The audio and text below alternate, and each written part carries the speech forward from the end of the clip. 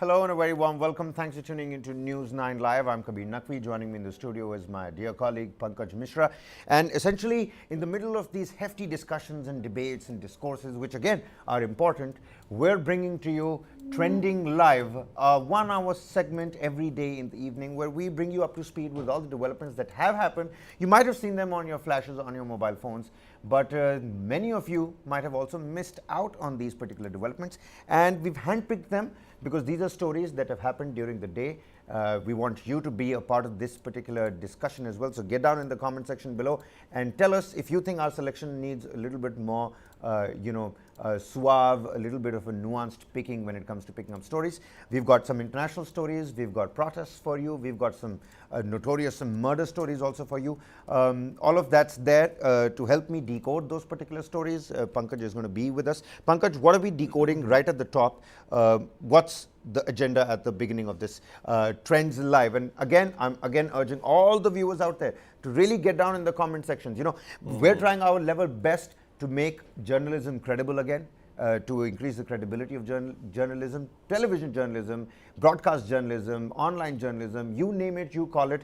We want you to be a part of it. Come and become part of our editorial team. Take the calls so that you can consume news that you actually want to consume. What's up right at the forefront, Pankaj? Well, Kabir, as the collage of pictures here on the screen suggests, the first picture from the top left is that of the Mumbai man who actually killed his live-in partner and cut her body into 20 pieces. Reminds us of the Shraddha Walker murder case in Delhi. Then we have some gun-toting policemen. They are not Indian policemen, by the way. They are French policemen, and they are basically probing the knife attack in French Alps, where 6 to 7 children have been killed.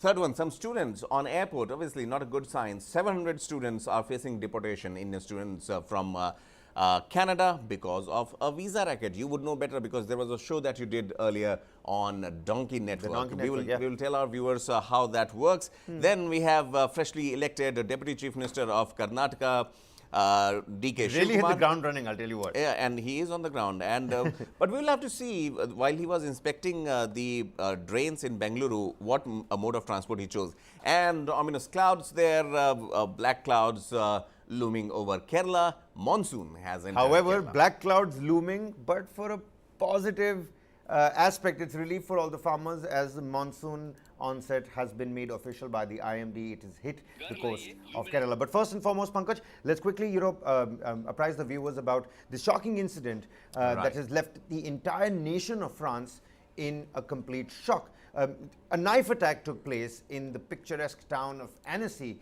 in the French Alps. 4 children and an adult were injured when a man armed with a knife entered a children's playground near the renowned lake and targeted a group of approximately 3-year-old children.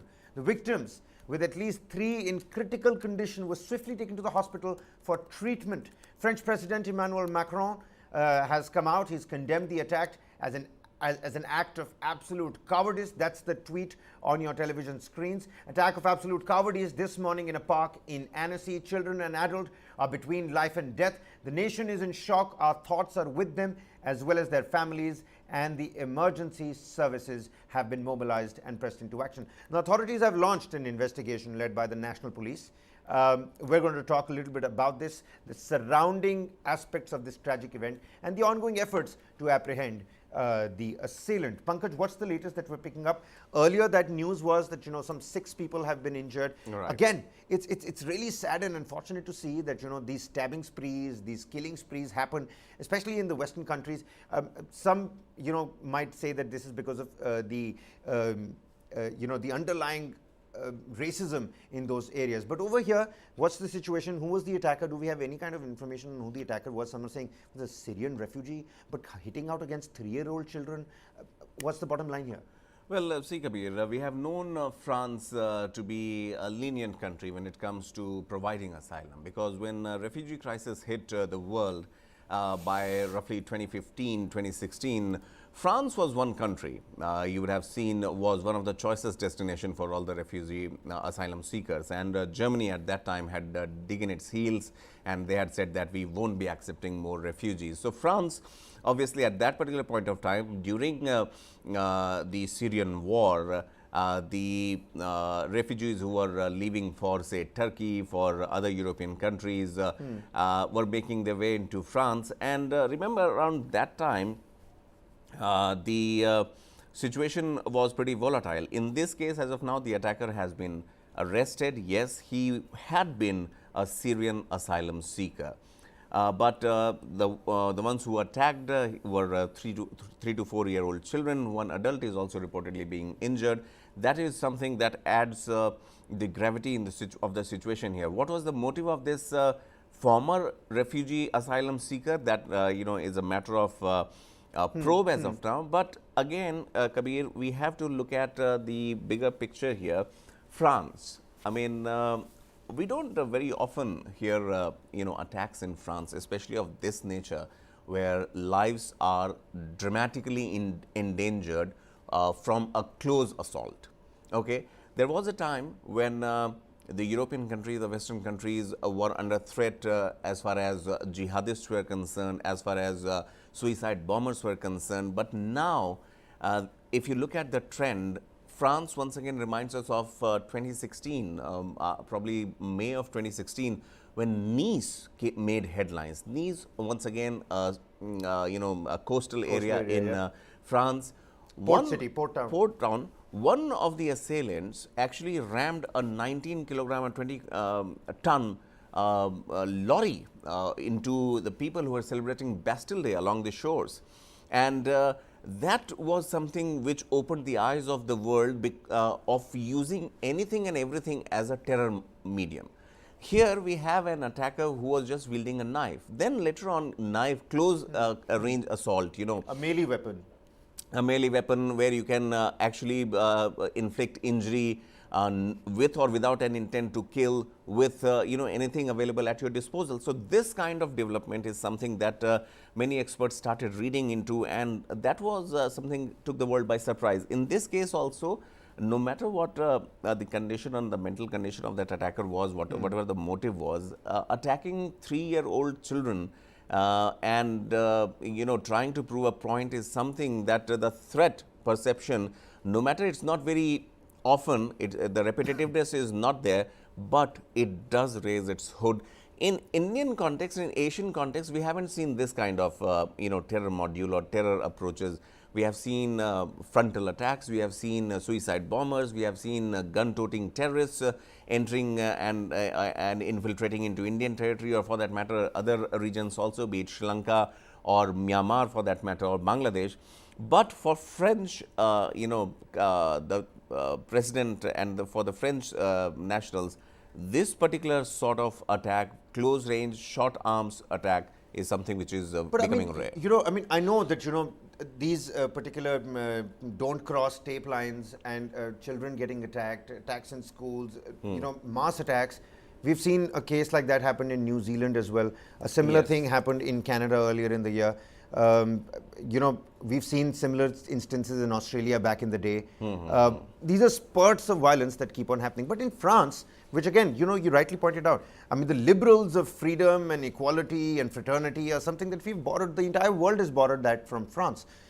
And the recent pension protests, the vandalism, the arson that has ensued after those pension protests, does Emmanuel Macron have the control on that country? I mean, of course, you're opening up the door for a discussion on a major geopolitical topic over here when you're clearly calling him out. But look at the optics. You've got people running around.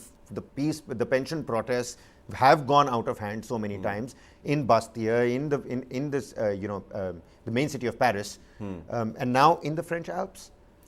Yes, I mean, if we have to connect the dots, then yes, you're right. Very recently, we had the pension protests in France, and that was something that was unprecedented. I mean, very few people would say that this kind of protests are either expected or have been seen in France of late. But having said that, in this scenario, the direct link hasn't been established so far. I'm sure the authorities are questioning and grilling the attacker that what was the motive of this particular attack. What was the motive? That I'll tell you what, Pankaj. I was reading the Guardian copy. Let me just open that up, and for the benefit of the viewers as well. So the witnesses have described the suspected knife man running around in a frenzy. This is what I'm reading from a Guardian copy. Running around in a frenzy, apparently attacking people at random before he was stopped by police near the banks of Lake Annecy. Now, this is a quote of a witness. It says he wanted to attack everyone. I moved away and he lunged at an old man and a woman and stabbed the old man. This coming for former professional footballer Anthony Lee Talek, who was running in the park at that point in time. Another witness called Malo, he said that the culprit attacked the children before targeting an old man and was shouting, but it wasn't really comprehensible. Another witness told the local public radio that the attacker had seemed a little bit confused. One witness told France Info Radio that people were running, crying, panicking. The situation was completely horrible. But what I can make out of this, second-hand excerpts and quotations of people coming on record and saying that they had witnessed this particular ordeal, this attack, is that the guy looked confused. The guy looked a little manicked and confused. Well, we have to also factor in, Kabir, that the people who are witnessing it or reporting it were also in panic. And it's a human reaction, the way it has been described to react. No one would have been able to look at, whether the attacker was confused or not. He might have been in a fit of rage and have been indiscriminately attacking whoever was coming his way, be it children, be it adult. If someone got out of the way, he tried to attack someone else. The whole point here is that for a country like France, which generally doesn't make headlines for such reasons, this kind of attack, barbaric as it is to say, is rare but not unnatural, not unheard before, not unseen before. And we were just showcasing you those visuals where members of the National Assembly stood up to pay respects to the victims of the attack. 3 of them in critical condition, where they're receiving treatment at a nearby hospital. The French Interior Minister, Gérald Darmanin, he's tweeted that the suspect has been arrested thanks to the rapid reaction of the security forces. But needless to say, ladies and gentlemen, it's quite abominable thinking that children anywhere on this planet be attacked, that too with a knife coming from an adult, and children as old as just 3 years. It is certainly appalling and abominable to say the least. It's unthinkable what has happened in the French Alps. Pankaj, let's move on. What other story are we going to cover up next? Well, from one knife attack to another, Shraddha Walker. I mean, we all, the memories are fresh, how Aftab Poonawalla had chopped her body into pieces. This happened really right gruesome. here. It was really gruesome. Absolutely. And the repeat has happened in Mumbai. This time around, this person, 56 years old, has killed his living partner, allegedly, though the police have taken him into custody. And the forensic team is also taking a look at his house in Bhayandar. And the details, Kabir, in itself are so gory that for anyone and everyone, this would come across as a shocker. That why on earth the kind of animosity that two people could have, that he did not just chop her body into 20 or more than 20 pieces, but he also used a pressure cooker to boil it. To boil the body parts, and that was the foul smell that reached the neighbors, and then police were called. Through the wafting foul smell, the neighbors get to know that something wrong's at play Unusual in smell, yes. in the flat and the residence next door. And that's when they call in the police. Let's quickly take the viewers through that as well. Now, this is the chilling incident that evoked memories of a notorious murder case. Of course, Pankaj has already spoken about that one, the Shraddha Walker case. A man in Mumbai has been arrested for killing his live-in partner, chopping up her body, which is why now you can make sense of the visuals of various bags that the forensic team was picking up and carrying, and even boiling some of the remains in a pressure cooker. Now, the victim, Saraswati Vaidya, was found decomposed in her apartment after residents complained of a foul smell emanating from the premises. The suspect, Manoj Sane, had been in a living relationship with Vaidya for 3 years. I mean, it is quite appalling. Please get down in the comment section, ladies and gentlemen, those who are watching this live stream right now. help us understand what you're going through. What's your opinion about this heinous crime? Pankaj, what's happening to this man, Sane, now? Clearly, he's not sane.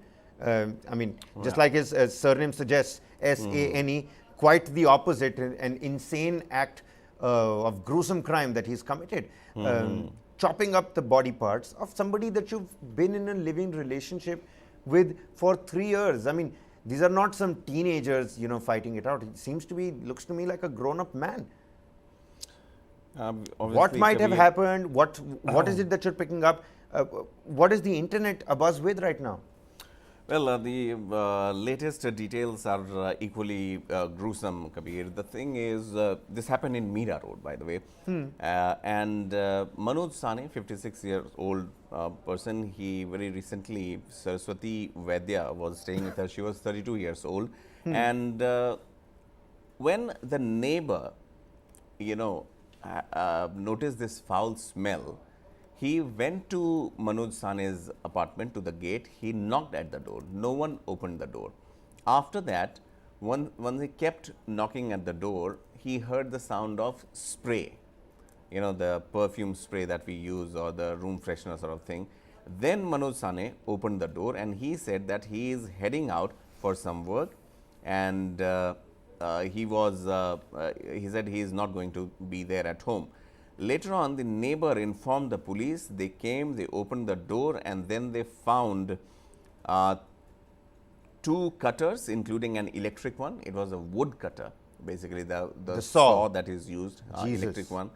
And the police said that they have found it, and police also found 3 buckets in kitchen, which Manoj had allegedly dumped the woman's body parts in.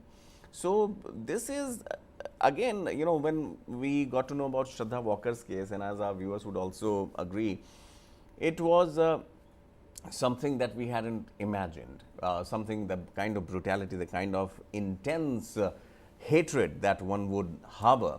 And then we have this. We've got Samiran Rai joining us in the chat box. He says that I believe that nobody should have to go through such a horrendous murder. Absolutely. I mean, this is, see, there are limits after which repressed emotions become dangerous. We have known this, we have heard about them, we have heard about this. But this kind of repressed emotion or anger or hatred, when comes out, it depends on person to person how he or she is going to react. Think of that, I don't think even Aftab was even 30 or not, but that young person killing Shraddha Walker, dismembering her body parts, and then throwing it all around Delhi. First, living in the same house with those body parts in the fridge while you're having other people come over and keeping that as a secret. I mean, something like this, to me personally, is going to eat me up alive. Exactly. So the thing is, the catharsis part, when you think that what would you would have done in such scenario, or whether you would do these things or not.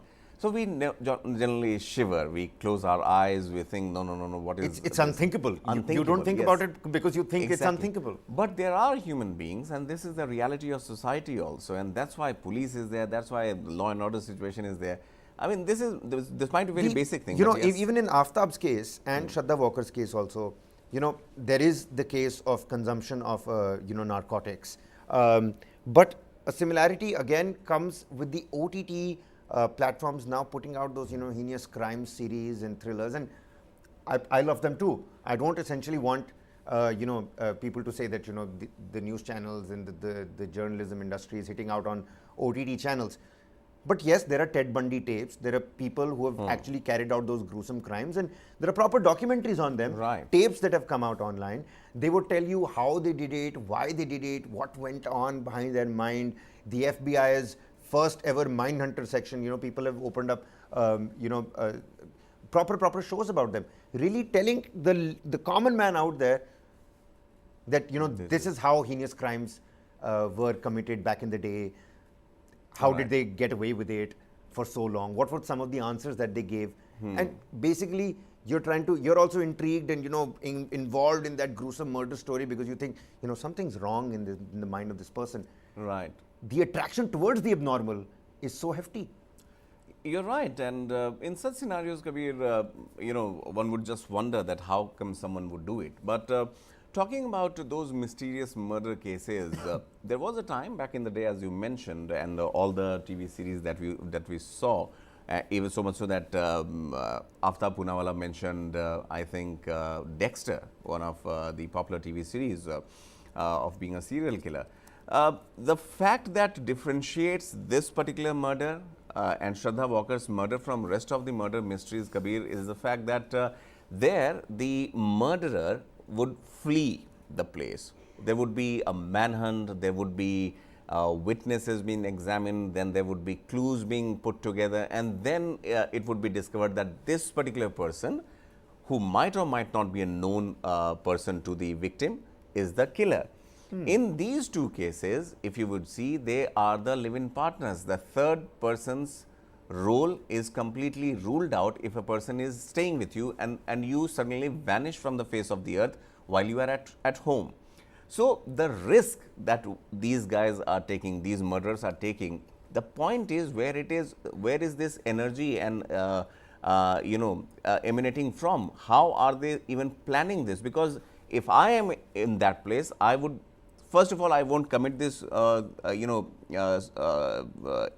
event or crime because there is sure shot you will be caught. Are they not factoring this in? Are they thinking maybe that's their motive? Maybe they think they can get away with it. But or maybe the situation has reached a point where they suddenly don't think that, care for it. They don't care for that anymore. They think the first thing to do is eliminate this person.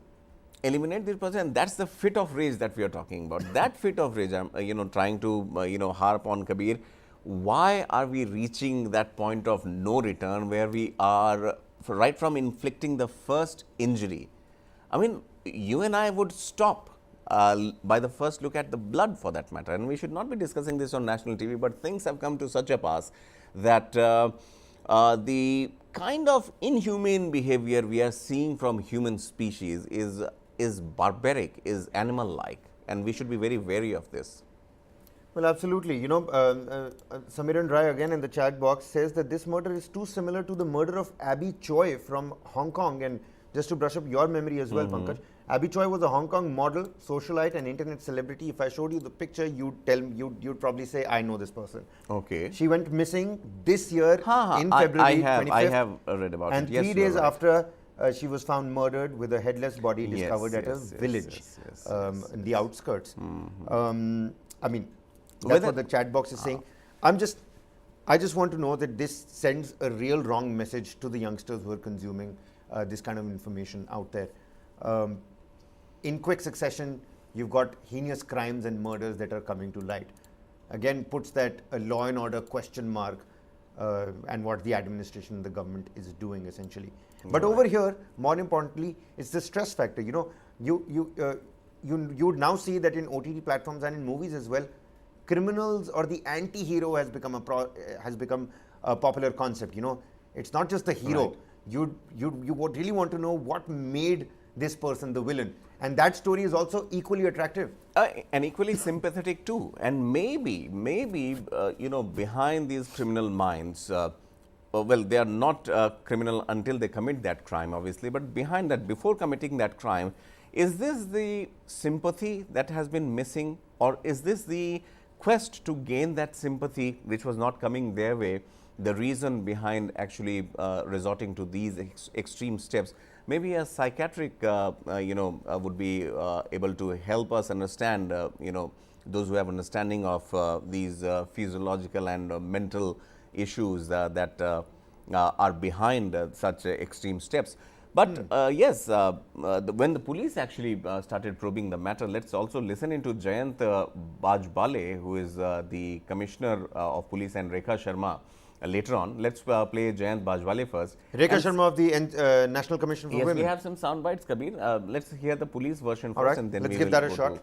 Let's give that a shot. के jurisdiction में गीता कायजिब करके society है, वहाँ पे 7वें floor 7वें मंजिल से एक flat है, वहाँ से बदबू आने का इन्फॉर्मेशन लोकल पुलिस को मिला था। पुलिस स्टेशन के ऑफिसर्स और स्टाफ ने जाके वहाँ पे देखा, वहाँ से बदबू आने की जो इन्फॉर्मेशन थी वो कंफर्म की।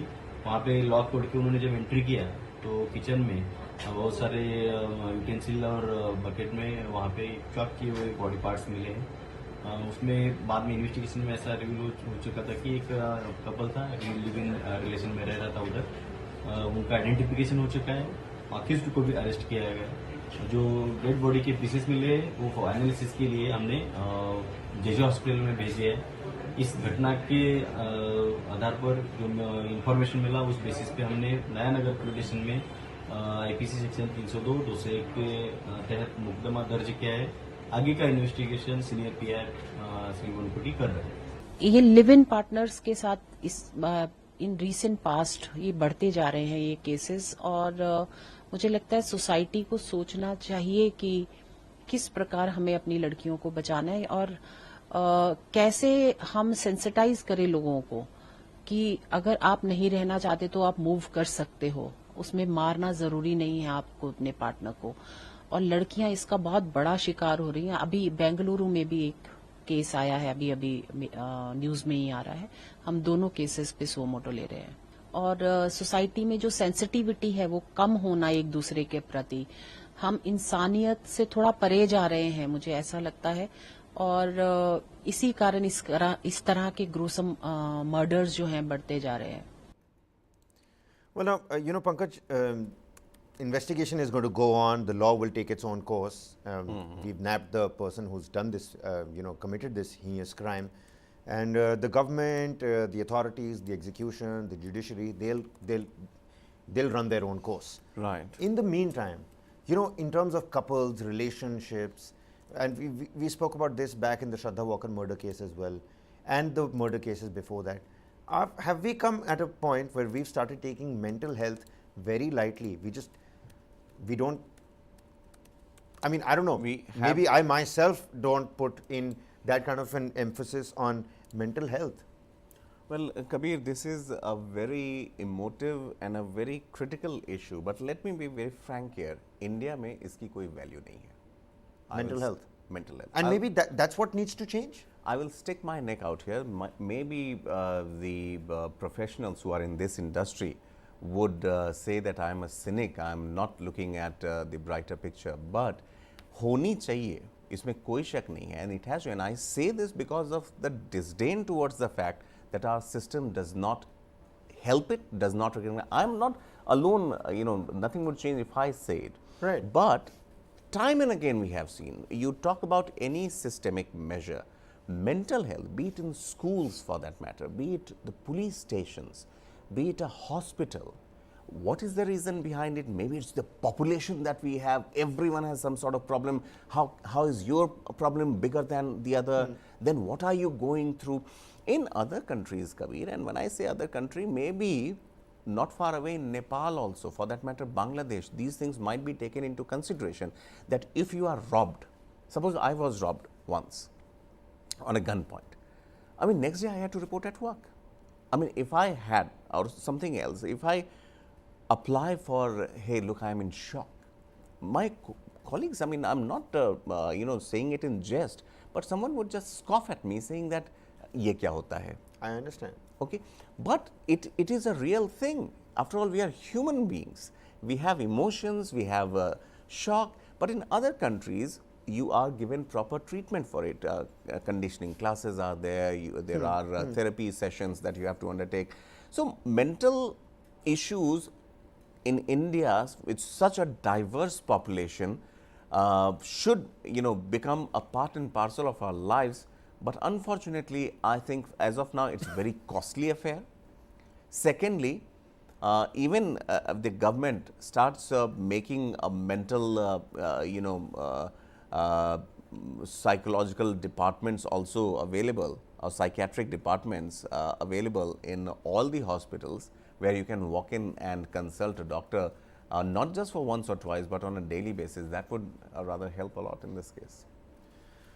Well, absolutely. That's the update coming in from this particular story from Mumbai. The man is in custody. The law is going to take its own course. But the bigger question out there for all the viewers who are joining us here also, don't take your mental health lightly. And if that's a discourse that needs to happen, I think we must initiate it. And if there is no value or appreciation for the value of mental health, I think everybody should just be selfish and to each their own, do their own bit, but keep their mental health in check. You spoke about how the other countries fare a lot better. We've got a story from Canada today.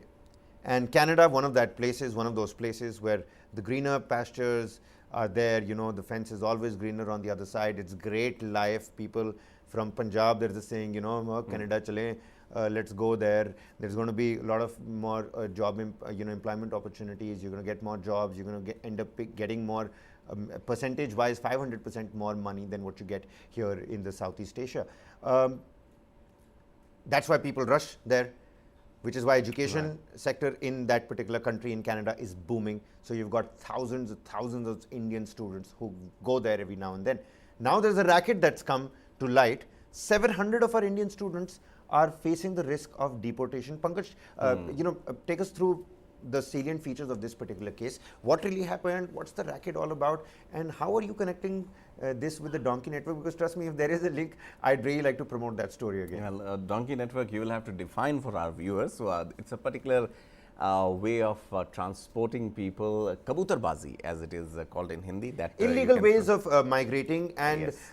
Our focus in that particular story has been on, how essentially the journey of illegally migrating to another country or another land outside your own borders looks easy. The opportunities might seem really nice, you know, on Instagram the lifestyle might seem really amazing in Italy, on the coast of Spain, in Portugal, but trust me, the journey to that particular place, many have lost their lives. It's perilous and dangerous. You can check that out on the News9 Plus application. It's the world's first news OTT, and I'm excited to tell you that it's on the Apple App Store, it's on the Google Play Store. We've already been making inroads. It's the information that you need in the time that you have. But coming back to the Canada story, what are the features and what are the particular points? Right. The Indian students there are saying, our lives are at risk, boss, help us out here.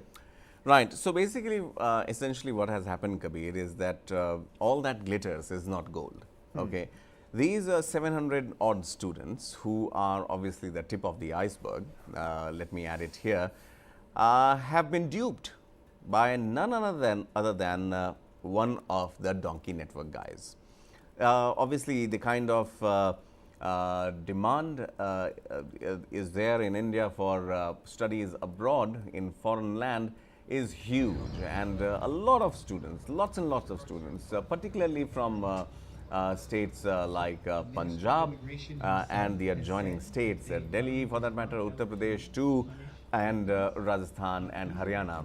They take the journey, they enroll themselves in foreign universities, mostly in Canada. In this scenario, they get a student visa on which you can go there, but you cannot take a permanent job, but you can work in shifts at some of the places and get paid in cash or in stipend. You can't open a bank account there, if that is the condition. Now, this particular kabutarbaz, the person who duped them, sent them on wrong visas, the documentation was not okay, the universities where they were enrolled. The Canada Border Services Agency, the CBSA, has recently dispatched deportation notices to approximately, I'm reading this off of a copy, 700 Indian students after discovering that their admission offer letters were counterfeit. So the offer letter has also been forged in this case.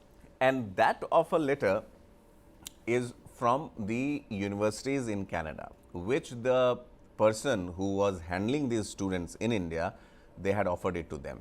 So basically, he had duped, he had made duplicate copies or counterfeit copies of those offer letters. So what happens is, when the students land there in Canada, they find that there is no university as such, or even if there is a university or college, their name is not there. But the point is, how many of them were actually looking to go there and study? If I am promised a seat in a university through a middleman, through an agent who has a shop or an office in Connaught Place, I will go, I'll pay him the money, I'll get the offer letter, and I'll go to Canada, find the university. If my name is not there, what would my first reaction? I'll call my parents, hey, look, I think my name is not here, there's something wrong with it. Yeah, the guy you paid money back in Connaught Place duped you essentially. Duped you. But that has to be found later. The first thing is that I will respond to it. But if I had an intention of just reaching Canada, and whether or not my name is there in the university, I mean, who cares? In that case, I could stay there in hiding so long as the authorities find me, or I cross the border or cross the port. So not a donkey network, a mule network of sorts. So that way, I mean, see, it cuts both ways. This could be a clear case of duping. This could be a clear case of deliberate attempt to enter Canada. Because, and you know, it's interesting that you pointed that out. A significant number of protesting students stated that they arrived in Canada back in 2018. Unaware of this fraudulent nature of their admission, the counterfeit process of this at the What they're admission letter. studying. And now when they went to apply for permanent residency, that's when this fraudulent nature of the certificate comes about. Yeah. Now the students also have a point. They said if there was something fraudulent nature about the admission process, the college should have come out instantly. Why not then? And now when we're applying for permanent residency, after going through all these years, and 2018 means they went there before the pandemic struck the world. No, this is a very rampant, affair, Kabir. We have seen this all the time, and Canada at times has made such headlines where people have been duped. So can be said about Mexico, where people try to reach there. From there, they try to cross over into the United States. So all those things have been happening. Yes, it's unfortunate, definitely, but it has look before you leap. That's the bottom line. Because if you are not careful with the paperwork, with your money, I mean, trust me, it will come back flying at you. Because इस बात पर government क्या कह रही है? इस बात पर what is the Ministry of External Affairs saying? We've got a reaction from Dr. S. Jaishankar, the External Affairs Minister. Let's quickly take a look at that, and we'll understand where the Indian government stands at this point in time. Sometime now, there is this case of students who the Canadians say did not study in the college which they should have studied, and when they applied for a work permit, they got into difficulties. From the very start, we, meaning the Foreign Ministry here, as well as our High Commission and the consulates in Canada, have taken up their case. And our point is that, look, the students studied in good faith. You know, if there were people who misled them, the culpable parties should be acted against. It is unfair to punish a student who undertook their education in good faith. Well, Pankaj, I'm going to ask you what you made out of that particular reaction, but how can we not politicize this particular issue as well? Even as this is a global issue, all Indians should come together. The BJP and the Aam Aadmi Party, their leaders have come out, their spokespersons have come out, they have lent their reaction as well. We'll listen in quickly to Kuldeep Singh Dhaliwal and RP Singh, and I'll come back to pick more of your brains, Pankaj. Sure. ਅਸੀਂ letter ਵਿਦੇਸ਼ ਮੰਤਰੀ ਜੀ ਨੂੰ ਮੈਂ ਲਿਖੀ, ਇੱਕ ਤਾਂ ਉਹਨਾਂ ਨੂੰ ਮੈਂ ਕਿਹਾ ਕਿ ਕੁਛ ਵੀ ਹੋ ਜੇ, ਕਿਉਂਕਿ ਪੰਜਾਬ ਦੇ ਇਤਿਹਾਸ ਵਿੱਚ ਸਭ ਤੋਂ ਵੱਡਾ ਇਮੀਗ੍ਰੇਸ਼ਨ ਘਟਾਲਾ, ਕੁਛ ਵੀ ਹੋ ਜੇ, ਇਹਨਾਂ ਬੱਚਿਆਂ ਦਾ ਜਿਹੜਾ ਕਿਸੇ ਵੀ ਤਰ੍ਹਾਂ ਇਹ ਡੈਪੂਟੇਸ਼ਨ ਜਿਹੜੀ ਰੋਕੀ ਜਾਵੇ। ਕੇਂਦਰ ਸਰਕਾਰ, ਕਿਉਂਕਿ ਕੇਂਦਰ ਸਰਕਾਰ ਹੀ ਗੱਲ ਕਰ ਸਕਦੀ ਹੈ ਕੈਨੇਡਾ ਦੀ ਸਰਕਾਰ ਨਾਲ, ਕੇਂਦਰ ਸਰਕਾਰ ਪਹਿਲ ਕਦਮੀ ਕਰੇ, ਇਹਨਾਂ ਦੇ ਬੱਚਿਆਂ ਦਾ ਭਵਿੱਖ ਜਿਹੜੇ ਠੱਗ ਇਮੀਗ੍ਰੇਸ਼ਨ ਏਜੰਸੀ ਵਾਲੇ ਆ ਉਹਨਾਂ ਨੇ ਤਬਾਹ ਕਰਤਾ ਵਿਚਾਰਿਆਂ ਦਾ, ਇਹਨਾਂ ਨੂੰ ਬਚਾਇਆ ਜਾਵੇ ਬੱਚਿਆਂ ਨੂੰ। ਔਰ ਮੈਂ ਟਾਈਮ ਵੀ ਮੰਗਿਆ, ਔਰ ਕੱਲ੍ਹ ਮੈਂ ਆਪਣੇ ਮਹਿਕਮੇ ਦੀ NRI ਮਹਿਕਮੇ ਦੀ ਸਾਰੇ ਅਫਸਰਾਂ ਦੀ ਕੱਲ੍ਹ ਮੀਟਿੰਗ ਬੁਲਾਈ ਹੈ ਪੰਜਾਬ ਭਵਨ ਦੇ ਵਿੱਚ। ਉਹਦੇ ਵਿੱਚ ਅਸੀਂ ਪ੍ਰੋਗਰਾਮ ਬਣਾਵਾਂਗੇ ਕਿ ਅਸੀਂ ਇਹਨਾਂ ਬੱਚਿਆਂ ਦੀ, ਇਹਨਾਂ ਦੇ ਮਾਪਿਆਂ ਦੀ ਇੱਥੇ ਕੀ ਕੀ ਮਦਦ ਕਰ ਸਕਦੇ ਹਾਂ ਕਾਨੂੰਨੀ ਤੌਰ 'ਤੇ, ਸਾਰੇ ਪੱਖ ਜਿਹੜੇ ਉਹ ਦੇਖਾਂਗੇ ਆਪਾਂ ਵੀ ਕੀ ਹੋ ਸਕਦਾ। ਸੋ ਅਸੀਂ, ਸਾਡੀ ਸਰਕਾਰ, ਸਰਦਾਰ ਭਗਵੰਤ ਸਿੰਘ ਮਾਨ ਜੀ ਦੀ ਸਰਕਾਰ ਇਹਨਾਂ ਬੱਚਿਆਂ ਦੇ ਨਾਲ ਹੈ, ਇਹਨਾਂ ਬੱਚਿਆਂ ਦੇ ਪਰਿਵਾਰਾਂ ਦੇ ਨਾਲ ਹੈ। ਜੋ ਵੀ ਕਾਨੂੰਨੀ ਤੌਰ 'ਤੇ ਮਦਦ ਅਸੀਂ ਕਰ ਸਕਦੇ ਹੋਏ ਇਹਨਾਂ ਦੀ डेपुटेशन ढकने ਲਈ वो ਅਸੀਂ हर संभव करें। सेंट्रल ने जो इंटरवेंशन करना करेगा, परंतु धालीवाल साहब को पंजाब में भी चेक करना चाहिए, जो यहाँ से नकली कागज बनाकर यहाँ से लोगों को वहाँ भेजा जा रहा है, उसकी भी चिंता करनी। जिस प्रकार पर यहाँ पर पंजाब में एजेंट्स का पूरा पूरा जाल और नेटवर्क बन गया है, क्योंकि बच्चों से पैसे एंड कर उनको नकली कागज बनाकर विदेश भेजेंगे तो ऐसे होगा ही होगा। तो सेंटर जहां चिंता करनी करेंगे, परंतु मूल चिंता करने की जरूरत है जहां से वह बच्चे भेजे जा रहे हैं। You know, I've always found it funny, Pankaj, that you've got 10 grocery sellers right next to each other. I mean, they could have picked up different places for more people to come to them. But I think that's how a perfect market competition looks like. You'll have 10 vegetable sellers back to back right next to the other vegetable seller. And it's not like this guy has better cauliflower than the other person. They're all selling cauliflower, they're all selling all kinds of vegetables. You just have your own personal guy, and you go to it. Similarly, in Punjab, right outside the Jalandhar bus station is an NRI market. You've got these massive shops, agents after agents, agencies after agencies that are just saying, come here, give your money, go to Canada.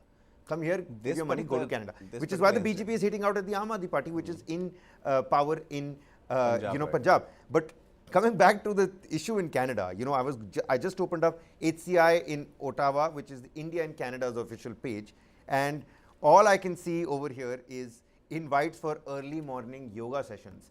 The last tweet is also an early morning yoga session invite. Come join us virtually for a yoga session. What do you make out of Dr. S. Jaishankar's reaction, and what are our authorities on the ground really doing? Because we might talk about what's happened behind this particular situation or what led to this situation. You've got 700 Indian students that have actually gone there. अब वो वहाँ पढ़ाई करने गए थे, नहीं पढ़ाई करने गए थे, that's a totally different thing. But they're there, they need the Indian government's and the Indian administration's help. Well, they do, and Indian government is extending all help, and they will have to, in a way. What, as Jaishankar said, was clear that targeting or punishing the students for someone else's fault is uncalled for. That's the bottom line, what the foreign minister said, and obviously they will extend help to them. Deportation in this case, Kabir, it's a risky thing, being deported from a country. There are different sorts of bans that you follow once you are deported from a particular country, which includes no visit to that particular country for at least 5 years or 10 years or 15 years, depending on the rules and regulations of that country. And secondly, your other travel to other countries also comes under scanner. So that is something which can very easily wreck the future of lots of students. The question here is, when these things, 700, we are not talking about 7 or 70, we are talking about 700 students who have been living there for over 5 years now.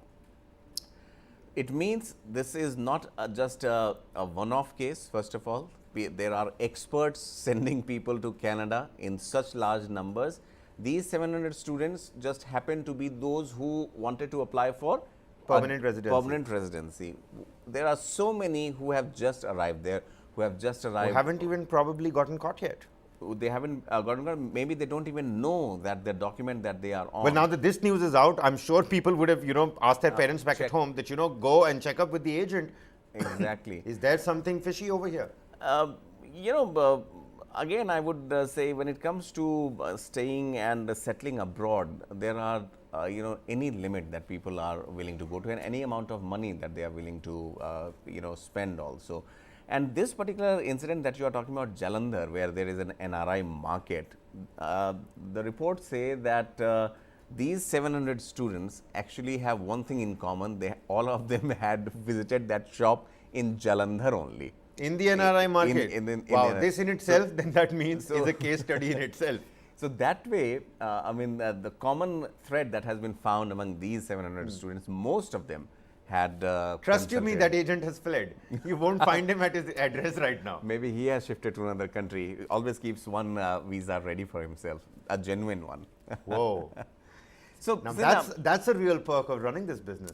No, but I'll tell you, Kabir, I have spent some time in African continent and in European continent. There is a distinct kind of liking towards settling abroad or living abroad, even if it calls for some risks. I mean, we had friends, not exactly from work, but from other Asian connect that you have in other countries. And I wouldn't name the country, but there were people who were living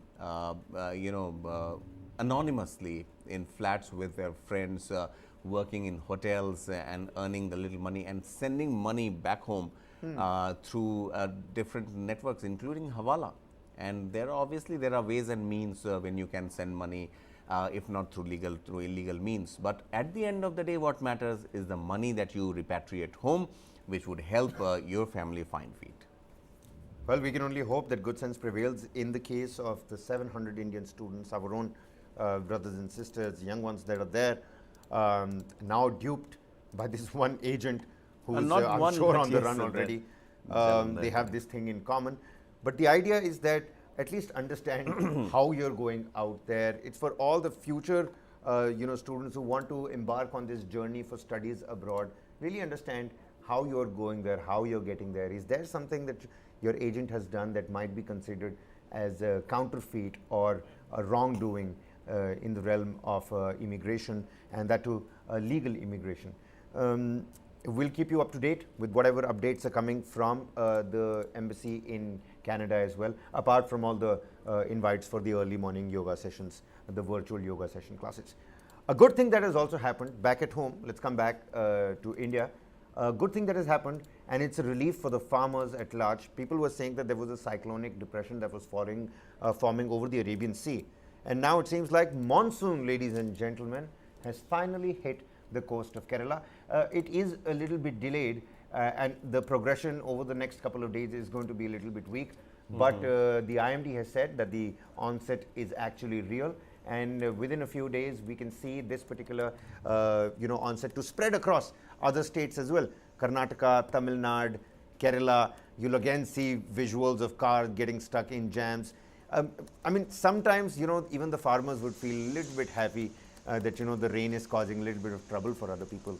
I remember in 2020 and in 2019 the prices of onions had completely soared because the entire crop got damaged, and that certainly put a smile on the farmer's face, I'll tell you that. Yes, anything in excess becomes a problem. But thankfully, Kabir, the delay in monsoon is not that much as per IMD. It's been delayed by only 7 days, which is a week's time. But nonetheless, I mean, all of us would agree that the kind of mischievous weather pattern that we have seen since the onset of this year, since January, because I remember in December we were complaining that there is no cold, and by the end of December and first week of January we were saying it's so cold that no one has seen that much cold. Again, rains in Delhi, in NCR region, in several parts of the country in the month of June. May and June was also something that was very unlikely. But thankfully the monsoon pattern looks like hasn't changed. 7 days of delay, it has arrived in Kerala down south, and very soon in 15 days time max it would be hitting the central part of the country towards the Madhya But I'll tell Pradesh you and what, the region. I enjoy playing football in the rain. I can't wait for the monsoon. It's my favorite time of the year. I love to play football in the rain. It just gets me going, and I know why the farmers are also so happy about it. There's just something about the rains. I don't know. People say it brings a lot of gloom, brings a lot of darkness. People are stuck inside their homes. But I mean, talk about the pakoras and chais on the balcony. Talk about the hot foods that you can eat and enjoy in the rain. Sip on your drinks in the rain, play football in the rain. There's so much that happens, and that particular saying that when it rains, it pours. Well, I mean, I think the concept of rain just fills the atmosphere with gaiety. And I was just reading up that never in the last 20 years has the onset of monsoon, gone past the 8th of June. And today we're sitting on the 8th of June.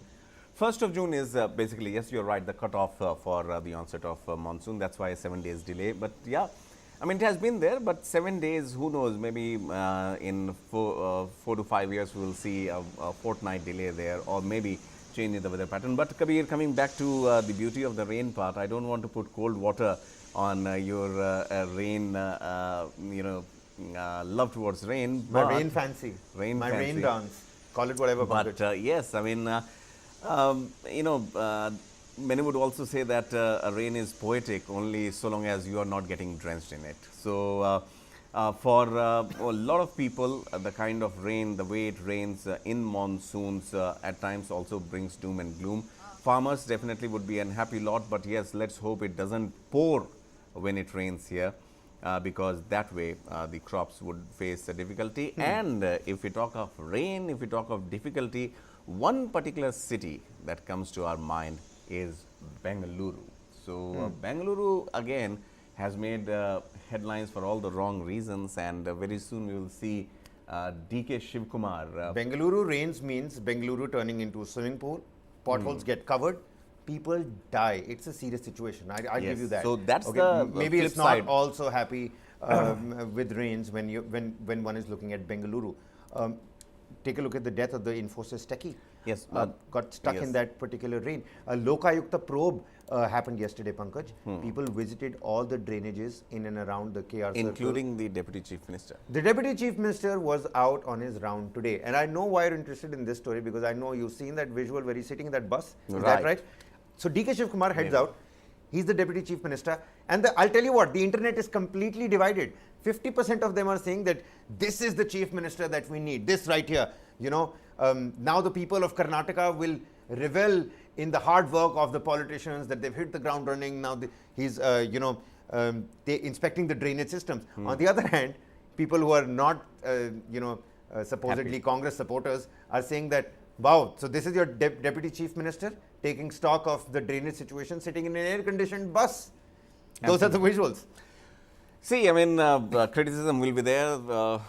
They have got the mandate in the state, Karnataka, with a very handsome mandate. And yes, he is the Deputy Chief Minister, and he is assigned Bengaluru, as a portfolio sort of thing. He has got other portfolios as well, but Bengaluru is his baby now.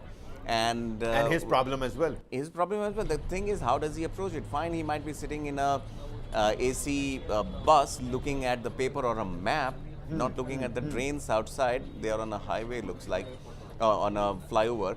But having said that, at least an effort is being made. But trust me, if this is not done, call it optics or anything, when it will rain in Bengaluru with monsoon already in the country. Yeah, you can hear it knock on the door. Yeah, you will definitely you will face flack, because fine, I mean, they have just come into our the incidents that you were mentioning, Kabir, about that deluge that happened a few days ago, where a techie was killed, and next day another techie was killed because he was drawn into the storm drain. Congress did not face the flag because it was said that they have just come into power. But trust me, it's 15 days down the line or 20 days down the line, if something happens, they will be facing flag. BBMP, for that matter, another gamble is going on there. They would say, look, we don't have, elections haven't happened, we don't have a mayor, we don't have this, we don't have that. Or they have everything, they have money also. The only part that is missing is intent. The thing is, are they going to again dig new drains? Or are they going to maintain the work? How about we find out from the man himself? Let's hear it from the man. DK Shivakumar, a reaction for you. Let's listen in to what the Deputy Chief Minister had to say. State government, and it is one of the biggest place where more employment is being generated. So I thought that I should visit this place, come out with a solution. I have seen all the points where when the rain comes, it affects and the bottlenecks are there. I have noticed some technical issues. I have directed my officials. We will do the work on the war footing and see that there will be no damage caused to the Bangalore city and the residents. So whoever big he may be, whoever rich he may be, there are small litigations. Some of them have taken the court shelter and they have tried to block the development works. So I just come out with a formula that how we can do. That was the man right there. Is he going to face flack in the days to come? Monsoon is already knocking on the doors and he's out there. And I understand what you're saying. You know, people would say that it was the Bharatiya Janata Party government back in the day, and why should the Congress face flack for that? And trust you me, the Congress leaders will say the same thing, that for 5 years it was the Bharatiya Janata Party. Now we've finally come to the fore. We'll do the work. Next monsoon, you see, next monsoon there's going to be no problem at all. Well, will that actually turn into a reality? Political heat, political heat, Kabir. I mean, it's a mix, deadly mix of show, I would say. We discussed about monsoon, we discussed about rain, we discussed about heat. Kejriwal too faced some heat in Delhi. Absolutely. Kejriwal did face heat, and it's weird because the Delhi Chief Minister Arvind Kejriwal, he inaugurated the Guru Gobind Singh Indraprastha University, which again is a point of tussle because the Lieutenant Governor wanted to come and inaugurate, or was it going to be the Delhi Chief Minister? It's again one of those flashpoints. Right. From sending Arvind Kejriwal to Singapore to talk more about the Delhi model, to inaugurating simple IP universities, the Delhi Lieutenant Governor and Arvind Kejriwal constantly fighting. Now, while he was inaugurating, chants and slogans continued to happen. What were those chants and slogans? Well, we'll tell you. We'll leave you with these shots. That's all the time Pankaj and I have. Thank you so much for joining us here on Trending Live for all the stories that you might have missed out on. That's all the time we have. We're going to leave you with this snippet. Arvind Kejriwal versus the Delhi Lieutenant Governor. Whilst he was inaugurating this particular university, take a look at what chants and sounds and slogans started happening. Thanks a lot for watching. 1 minute 97 कोई बात नहीं बाद में बोल देना